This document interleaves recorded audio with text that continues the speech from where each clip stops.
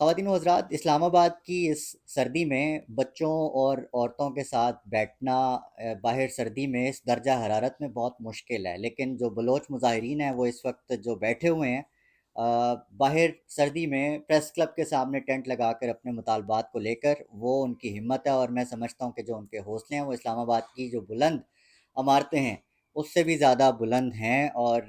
جو رات کو ہوا اس پر تو نظر ڈالیں گے، لیکن اس سے پہلے مطلب کہ گزشتہ روز جو ایک تماشا ہوا، ڈاکٹر فضا اکبر نام کی ایک اینکر ہیں بول ٹی وی کی، جنہوں نے بلوچ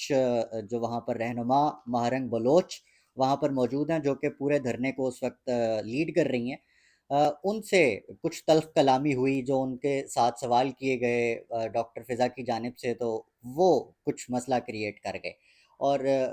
بالکل جائز بات ہے، ڈاکٹر مہرنگ جو ہیں انہوں نے ان کا جواب دیا، انہوں نے کہا کہ میں تو بی ایل اے جو ہے جو کہ ایک دہشت گرد تنظیم ہے اس کی مذمت کرتی ہوں، کیا آپ ان ریاستی اداروں کے مذمت کرتی ہیں کہ جو وہاں پر ہمارے جو عام شہری ہیں ان کو ماورائے عدالت قتل کرتے ہیں، گمشدہ کرتے ہیں، آپ اس چیز کی مذمت کرتی ہیں؟ تو ڈاکٹر فضا نے آگے سے اس کا مذاق تمسخر اڑایا، اور جو بلوچ مائیں ہیں، بہنیں ہیں، ان کے اس بڑے دیرینہ اور بڑے جینون قسم کے مسئلے کا مذاق اڑایا، جو کہ بالکل بھی مناسب نہیں تھا۔ اور ڈاکٹر مہرنگ کا جو کہ اپنے بھائی کی تلاش میں یہاں پر گمشدہ ہیں، چونکہ وہ یہاں پر موجود ہیں، تو ہم ان کے زخموں پر نمک چھڑک کر ہم یہ ایکسپیکٹ کریں کہ وہ آگے سے غصہ نہ کریں، تو یہ ہماری بے عقلی ہے۔ تو ڈاکٹر مہرنگ نے اس کے بعد ایک میسج چھوڑا اور کہا کہ ایسے عناصر یا ایسے اینکرز جو اپنے آپ کو صحافی کہتے ہیں، وہ اگر ریاستی جو نیریٹو ہے اس کو ٹو کرنے کے لیے، ہمارا مذاق، ہمارے مسائل کا مذاق اڑانے کے لیے اگر آنا چاہتے ہیں تو ہم ان سے معذرت کریں گے، کیونکہ ان کو یہاں پر کچھ نہیں ملے گا۔ اور بات بھی بڑی بالکل ٹھیک ہے، بہت جائز بات ہے۔ اور اس پر تنقید کرتے ہوئے آج حامد میر صاحب نے جو الفاظ ادا کیے وہ بھی میں آپ سے شیئر کرتا ہوں، لیکن جو رات کو ہوا ہے 3:15 3:30 بجے، وہ معاملہ آپ سے شیئر کرنا بڑا ضروری ہے۔ رات 3:30 بجے جی یہاں پر ایک گاڑی آتی ہے، وائٹ ویگو ڈالا، اور اس میں کچھ عناصر جن کو جو نقاب کیے ہوئے ہوتے ہیں، اور یہ بقول دھرنا جو شریک ہیں دھرنے میں ان لوگوں کے بقول ان لوگوں کا حلیہ یہ تھا کہ وہ لوگ نقاب پوش تھے، سارے کے سارے 5 سے 6 لوگ تھے آلموسٹ، اور انہوں نے ہاتھوں میں ان کی بندوقیں تھیں، اسلحہ تھا، اور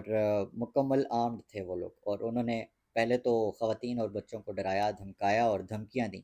اور پھر اسپیکر جو تھے جو کہ استعمال کرتے تھے بلوچ مظاہرین تقریریں کرنے کے لیے اور اپنا پیغام جو ہے وہ میسج تک پہنچانے کے لیے، ایک اسپیکر ہی تھا جو اٹھا کر لے کر جو ہے وہ فرار ہو گئے۔ اور اسی وقت مہرنگ بلوچ صاحبہ جو ہیں جو کہ لیڈ کر رہی ہیں اس مارچ کو، انہوں نے پولیس اہلکار کو بتایا کہ جی ہمارے ساتھ ابھی ابھی یہ واقعہ پیش آیا، جو وہ پولیس اہلکار جو بقول پولیس والوں کے ان مارچرز کے کی حفاظت کے لیے وہاں موجود ہیں۔ تو ڈاکٹر مہرنگ نے جب ان سے پوچھا کہ جی یہ کیا ہوا ہے، ان کے لوگوں نے ان سے پوچھا، تو انہوں نے کہا جی ہمارے تو علم میں نہیں، یہ ہمارے لوگ نہیں تھے، نہ یہ ہماری ڈومین میں ہے۔ ڈومین کیا ہوتی ہے اس کی بھی ڈیفینیشن ابھی کلیئر نہیں ہے۔ خیر، آج صبح ایک پولیس والے کے ساتھ بڑا دلچسپ قسم کا مکالمہ ہوا ڈاکٹر مہرنگ بلوچ کا، وہ میں آپ کو تھوڑا سا پڑھ کر سناتا ہوں، آپ کو بھی اچھا لگے گا، انجوائے کریں گے۔ کہ ڈاکٹر یہ ذیشان صاحب ہیں، پولیس افسر صاحب بیٹھے ہوئے تھے صبح کے ٹائم، دھوپ سیک رہے تھے وہاں پر کیمپ کے سامنے، تو ڈاکٹر مہرنگ بلوچ جا کر پوچھتی ہیں کہ جی آپ کو پتہ ہے رات کو ہمارے ساتھ کیا واقعہ ہوا ہے؟ اچھا، یہ پولیس افسر صاحب جو ہیں ذیشان صاحب، یہ سول میں بیٹھے ہوئے تھے وہاں پر، تو انہوں نے کہا جی مجھے تو بالکل کوئی علم نہیں ہے کیا واقعہ ہوا ہے رات کو، تو آپ بتائیں، آپ ہی بتا رہی ہیں، میں آپ سے سن رہا ہوں۔ جس کے بعد ان کا کہنا تھا کہ جی آپ ہماری یہاں پر حفاظت پر مامور ہیں، تو آپ کو نہیں پتہ کہ ہمارے ساتھ کیا واقعہ ہوا ہے؟ آپ کے جو پولیس اہلکار ہیں، ہم نے ان سے بھی شیئر کی یہ بات، نہیں جی ہمیں نہیں پتہ اس بات کا۔ تو جس کے بعد ذیشان صاحب کو فوٹیج دکھائی گئی اور ان کا کہنا تھا کہ جی اچھا اس پہ ہم ضرور انویسٹیگیٹ کریں گے، جس پہ ڈاکٹر مہرنگ نے یہ بولا کہ اچھا تو پھر آپ ایک کام کیجیے گا، جیسے آپ نے ہمارے اوپر تحقیقات کیے بغیر آپ نے ہم پہ ایف آئی آرز کی اور ہمیں ڈکیت کہا، ہمیں ڈاکو کہا، اور ہمیں کہا کہ ہم حملہ آور ہو گئے ہیں، ہم بچے اور ہم خواتین ہمارے خلاف آپ نے پریس کانفرنس کر دی، تو آپ اس انویسٹیگیشن کے کمپلیٹ ہونے کے بعد کیا یہ ہمت رکھتے ہیں کہ ان لوگوں کے خلاف بھی پریس کانفرنس کریں جنہوں نے ہمارا اسپیکر چوری کیا اور رات 3:30 بجے جو ہے ہم پہ حملہ آور ہو گئے؟ تو آگے سے ان کا کہنا تھا جی ہم تو آپ کی حفاظت پر مامور ہیں، ہم تو آپ کی حفاظت کے لیے یہاں پر کھڑے ہیں، ہم نے خاردار تاریں لگائی ہیں، اپنی گاڑی کھڑی کی ہوئی ہے۔ تو پھر ایسے ہوتی ہے حفاظت؟ ہم پہلی بار دیکھ رہے ہیں کہ ایسے ہوتی ہے حفاظت۔ مشال ملک صاحب ہماری جو صاحبہ جو ہماری کشمیر افیئرس پہ بڑا ان کا چرچا ہے اور ہماری اس وقت نگران سیٹ اپ کے اندر انسانی حقوق کی وزیر ہیں، ان کا ایک بڑا مضحکہ خیز قسم کا ایک سٹیٹمنٹ میں آپ کو بتاتا چلوں، جو کہ بلوچ مظاہرین اور ان کے مسائل کے حوالے سے ان کا کہنا تھا کہ جی جو اچھا ایک بات میں آپ کو بتا دوں کہ یہ ابھی تک جو ہے وہ مظاہرین کے پاس گئی نہیں ہے، ایک بھی ان کا وزٹ نہیں ہوا، اور کہتی ہیں کہ جو اس احتجاج کے بہانے ملک دشمن ایجنڈے کو فروغ دیا جائے یہ قابل قبول نہیں ہے۔ یہ مشال ملک صاحبہ کہہ رہی ہیں بغیر جانے کہ وہ بچے وہ مائیں یہاں پر کیوں آئے ہیں، ان کا مسئلہ کیا ہے، اور کیا وہ ایک نہتے لوگ کتنا کو بہت بڑا کوئی ایجنڈا لے کر آئے ہوں گے، جو بارڈر پار کر کے آئے ہوں گے، بھائی وہ ہمارے ملک کے باسی ہیں، پاکستانی ہیں، ان کا بھی ایک جینون مسئلہ ہے، تو آپ اس پر کائنڈلی جائیں، ان سے بات کریں، یہ بہت ضروری ہے۔ ایسی بیانات پاس کرنا، آپ ایک تھریٹ کو ایکسٹرنلائز کرنا کہیں بھی جو ہے وہ نہیں لکھا کہ مسئلے کا حل ہوتا ہے، اور یہ اس تھریٹ کو ایکسٹرنلائز کرنا ہی جو ہے وہ 70-75 سال سے اس مسئلے کو لٹکائے ہوئے ہے۔ تو کائنڈلی اس چیز کو مشال ملک صاحبہ، کیونکہ آپ تو خود ایک وکٹم رہی ہیں، آپ اس چیز کو بہت بہتر سمجھ سکتی ہیں، تو کائنڈلی اس چیز کو لک اپ کریں، یہ ایک گزارش کے طور پر لے لیں۔ حامد میر صاحب نے آج جو کلاس لی ہے ان دو اینکرز کی جو کہ وہاں پر سوالات کرنے گئی تھیں، اور ان کے مطابق وہ بڑے جینون سوالات تھے، ذرا دیکھتے ہیں کہ حامد میر صاحب کیسے ان کی کلاس لیتے ہیں۔ دہشت گرد وہ ہوتا ہے جو قانون اور آئین توڑتا ہے۔ جن لوگوں نے بلوچستان میں بم دھماکے کیے ہیں ہم ان کی مذمت کرتے ہیں، لیکن جن لوگوں کو اس مذمت کا بہت شوق ہے، کیا وہ آئین توڑنے والے دہشت گرد فوجی ڈکٹیٹروں کی بھی مذمت کرتے ہیں؟ پرویز مشرف سے بڑا دہشت گرد کون ہو سکتا ہے جس نے 2 دفعہ آئین توڑا اس ملک کا، اور جس کی وجہ سے جو ہے وہ مسنگ پرسنس کا مسئلہ شروع ہوا۔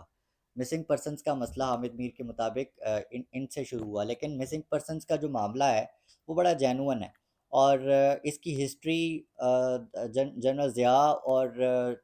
بھٹو صاحب سے بھی ہے، اور بے نظیر بھٹو صاحبہ نے بھی بلوچستان میں آپریشن کروایا تھا، اور یہ وہ تمام جڑیں ہیں جن پر بات ہونا بڑی ضروری ہے، جس میں ڈیموکریٹک اور ان ڈیموکریٹک جو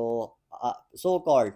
ہماری طاقتیں رہی ہیں ان کا بھی اپنا ایک کردار رہا ہے بلوچ مسئلے کو کریٹ کرنے میں۔ اچھا، اس پہ حامد میر صاحب کا یہ بڑا جینون ایک آرگومنٹ ہے، انہوں نے کہا کہ جی مشرف صاحب کو 2 بار